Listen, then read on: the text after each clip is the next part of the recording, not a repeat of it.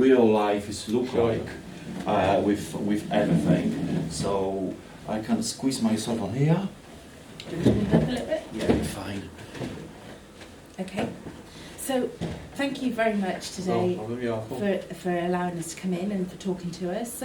What we're going to do is we've got some set questions for you, which Paul's going to run through shortly. I will try my best. If my dyslexia will not kick me off as well. You'll be fine. And if you want us to skip through anything, just let us know. No problem. That's okay, fine. no worries. Okay, can you introduce yourself for us, who you are and what you're doing on here? Yeah, I'm Marcus Ali, one of the housing support workers. Been working for Coventry Cyrenians since 2012, so I've seen changes and I've been in the homeless sector for the last 5 years. Okay, so what kind of the service you provide? What hours are you doing for homeless people? Well, we've got 130 bed spaces in Coventry, so we provide accommodation to 130 people. So we've got shared accommodation. We've got shared accommodation, which is a 2-bedroom houses, 4-bedroom houses. Different location in Coventry. Different locations, so they're not in one primary location. So you've got 2-bedroom, 4-bedroom, 5, and our biggest, which is 15-bedroom. We've also got flats. They're not a lot. Throughout the whole organisation, I think there are around about 11 flats. So you're renting that, or that's from City Council? No, that's our side, our guys. So we rent them off Orbit and Ashram. So we rent them and we just give them out to individual people. Free of charge or for? We charge them a service charge of £12 a week if they're on benefits, and then there's also the housing benefit element which covers the rest. So the total rent per place is roughly around about between 142 to around about 260, but it all depends a on week. Yeah, week. It all depends on which accommodation they go in. The person only pays £12 if they're on benefits. The rest of it is covered by housing benefit. But if there's a shortfall in housing benefit, it gets added onto the £12. So, for instance, if they're working, whatever the shortfall will be added onto their £12, and then they will have to pay for it. Okay, so consider all this accommodation, what you provide, how that look like from promotion, go to work, do something for homeless people, because you provide accommodation. Do you have any size of the kind of the support service? So we've got accommodation in Coventry, we've got accommodation in Stratford, and then we've got another service which is our mediation service, our young person's alcohol and mediation service. And we've got a new project which has come on board called Accelerate, which provides support in the sense of employment, training, education, that kind of stuff. That's great. But we've also got a shop. So our shop is like a social enterprise. It's on Far Gospel Street called Windsor's. I've seen it. You've seen it in the coffee shop? Yeah. Yes, it is. So we get a lot of the guys, it's not even internal, but even externally, we get people volunteering for us, and then we try and get them the skills to get them back into employment. Do you mind me asking, what type of people are homeless? What do you face on a day-to-day basis, and just to get a bit of an appreciation and understanding? Usually, a lot of the stereotypical views are you'll see a homeless person with a dog and rough looking and all that kind of stuff, big deal.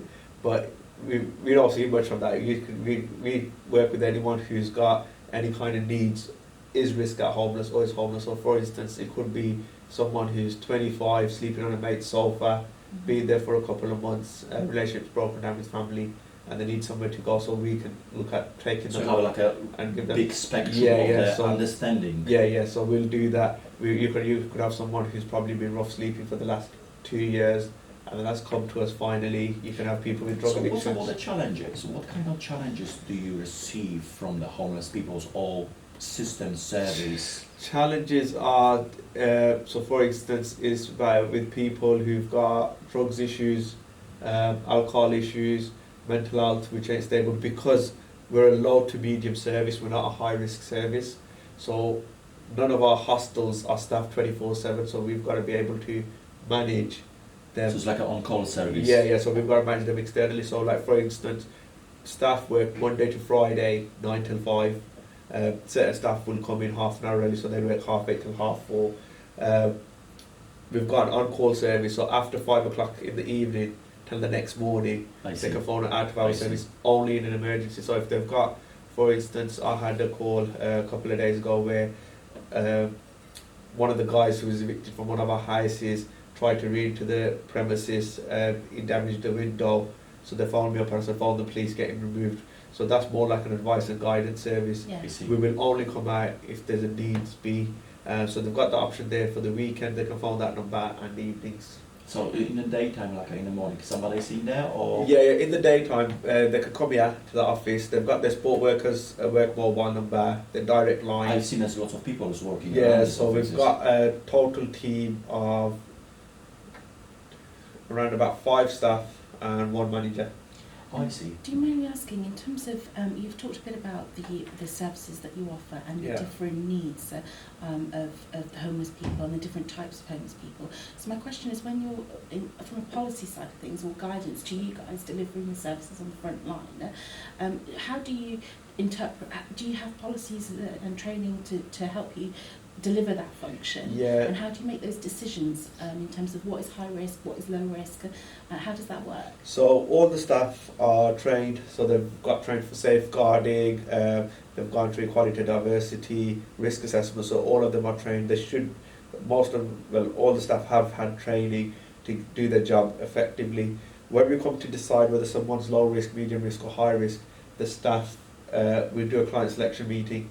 There'll be 2 people there and the team manager, so there'll be myself, another support worker, and James, who's our team manager. So it looks like you're working like an internal, but you're working as a multidisciplinary team. For example, NHS, City Council, they have information with different circumstances. So lots of people stay in hospitals for a long time, and they have to have accommodation after.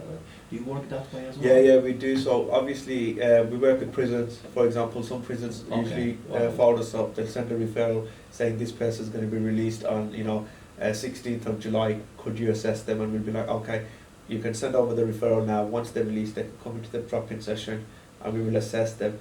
But sometimes we can't give the decision there and then because we've got to do background checks, so we've got to do a probation check.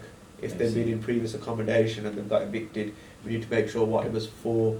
If there's been any kind of offences, clear them out. So we do all the checks before we accommodate someone. So we don't put staff, other residents, or even set the client up to fail. So if we've got someone who we can't manage, we won't accommodate them. So what happens to them then, if there are instances?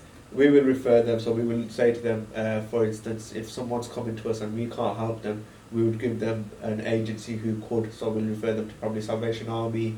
If they've come via probation, we'll speak to the probation more staff and send them back. Yeah. So we've got like 24-hour support services.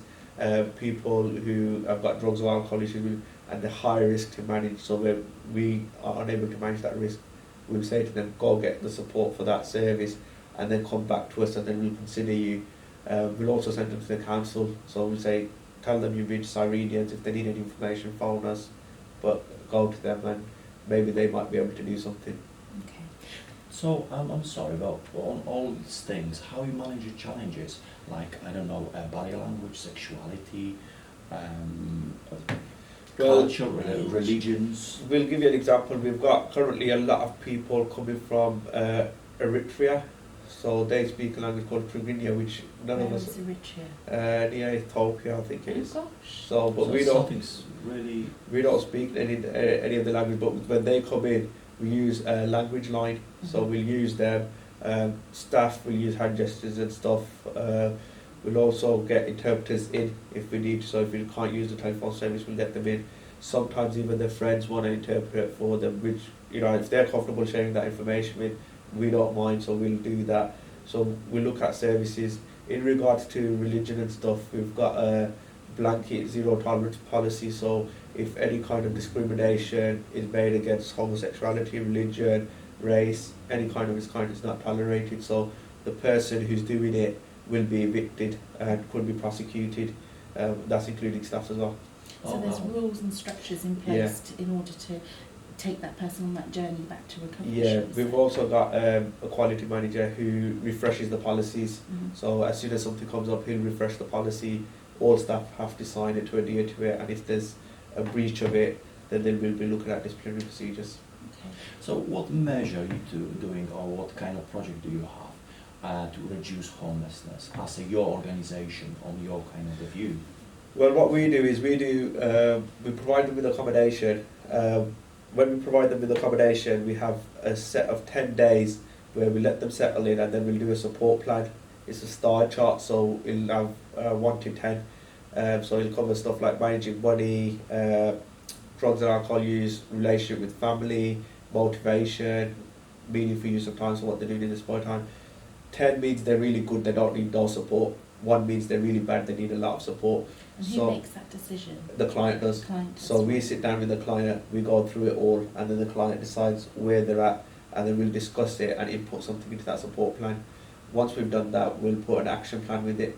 So what we need to do to get a 7 to an 8, a 9 to a 10, and then from there we'll just continue with that. So how do you go about designing your services? How did where did Cyrenians start, and how did you go about designing the services? Cyrenians started in the 1940s, I think it was, by just one person. But what we do is we're not working with the council. We haven't got no contracts, but usually we will look at any kind of funding opportunities where they are, request the funds. Like for example, our mediation service is a comic relief project, so comic relief are funding that and the lottery. So we will look at where funding opportunities are, where we can get funds from. We've got a fundraising manager who's always looking for funding, is going out there promoting our services, going out there looking for volunteers. We've got the chief exec and operations manager who's always looking at resources where we can develop our services and continue them to grow. And just 2 more questions from me, if that's okay. What are your top 3 priorities when approached by a homeless person?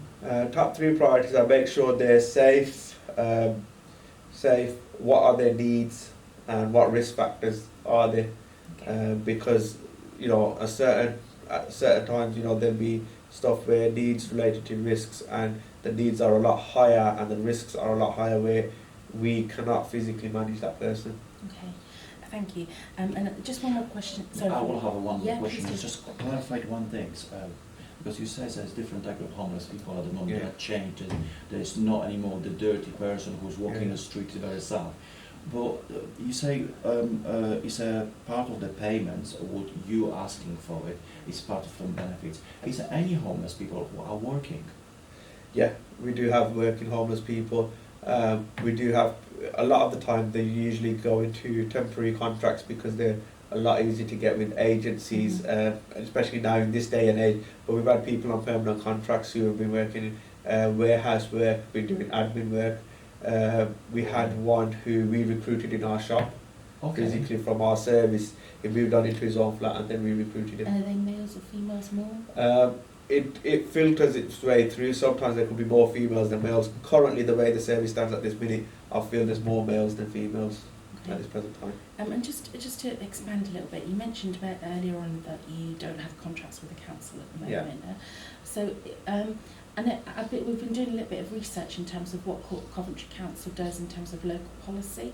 And the last strategy that they did, I think, was back in 2013, which is still valid for now. But it didn't really have a focus, from our opinion, on homelessness and an action plan as to what to do to reduce the levels of homelessness. So my question to you is, why is it that you don't have contracts with the council? It's the contracts with the council, it's the choice of the council really who comes in. So they have a bidding system. So you've got to do a business plan, a structural plan to say where you want your services to go. Yeah, so you've got to present that. Unfortunately, on the last one, obviously Salvation Army took it from, because we did have a contract and Salvation Army took it from us guys. So Salvation Army are running that service. Sometimes the contract's so big that you can't cater for it, or sometimes the contract doesn't seem to be what it is and you can't deliver that service. So currently, obviously, we're just working our way through, so seeing what's available and continuing with it. In Coventry, I think because the contracts get renewed every 3 years, you see, so Salvation Army have got it, the overall big adults contract.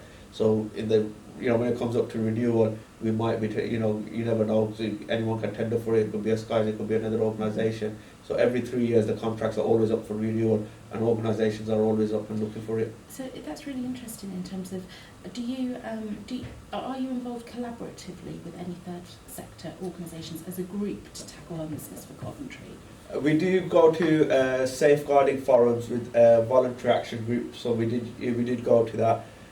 It's just to analyse where the voluntary sector, the private sector, the third sector is coming into safeguarding really, and where the statutory services are, you know, putting stuff in place, and where the voluntary sector and us guys are getting involved in. So you've got stuff like that, but there's always projects running, so there's individual projects running in different organisations, whether they're council services or not, they're always welcome. So currently, like, we go to Whitefriars meetings, which are part of council, and they're quite big. We use Whitefriars as our mover option through Coventry on Finder. So do you use Whitefriars and a keep mod because it's developer on the regeneration areas? It all depends with the management. That's for senior management to decide who they use. But you know, senior management are always going out to meetings with you know, other people in other sectors in all over the place. So they could be meeting someone high up in Whitefriars, they could be meeting someone high up in Salvation Army. So they're always acting like. So from top of your head, do you know the figures from, I don't know, 12 months period? How many homeless people did you have, and how many then move forwards to them accommodation, move forward with their life? I wouldn't know from the top of my head, but I can give you a figure. Like the last couple of weeks, you know, we must have had at least 30 people who we've housed, between 20 and 30 people who we've housed in the last around about 8 to 12 weeks. Okay. Also from there, I'll give you an example. Today I've had 2 emails. We've got people who've been shortlisted for Whitefriars tenancies, so they will be moving out. I know my colleague's got 3 moving out in the next week or so. She got an email on Monday or Friday. So there's movement all the time, but it all depends on how serious that person is. So are they ready to look up for move on accommodation? Because if they're not, you know, we're happy for them to stay with us for up to 2 years, and we can support them and get them to live independently. But what we don't want is when they move out and suddenly 3 months down the line they're looking for accommodation again. So we don't want to set them up to fail, and we always say that to them. We say it's obviously entirely your choice, but be ready when you want to move on, because tomorrow when you move on, you've got to, you know, manage yourselves, and you won't have no support worker there. But we do say to them that obviously once you're out there, you know, you got your own tenancy. If there's any problems, feel free to give us a call, and we can try and give you some guidance and stuff. So we do help them set up their tenancy and stuff. That's great. And just finally, do you have anything that you think needs to be done in Coventry to further develop and further help homeless people? I think there's still more funding that needs to be put into homelessness, because homelessness is on the rise wherever you go. And you know, there's certain people who've exhausted all their options. This is maybe a sector that needs to be looked at some point, where certain people have exhausted all their options in a lot of organisations. They've gone to hostel, and the lifestyle hasn't changed, and then all of a sudden they've ended up sleeping rough, and then on the street for, you know, the next maybe 5, 10 years, 2 years, 3 years, and then they end up somewhere else. But because I think the caseloads are too high, you know, there's not enough funding being put into it, so more funding might be able to help us. You know, I know there's been community projects in the past. From my 5 years since I've been there, I started off working in a young person's hostel, but I know the funding there used to be a lot higher. So, you know, you had like community projects running where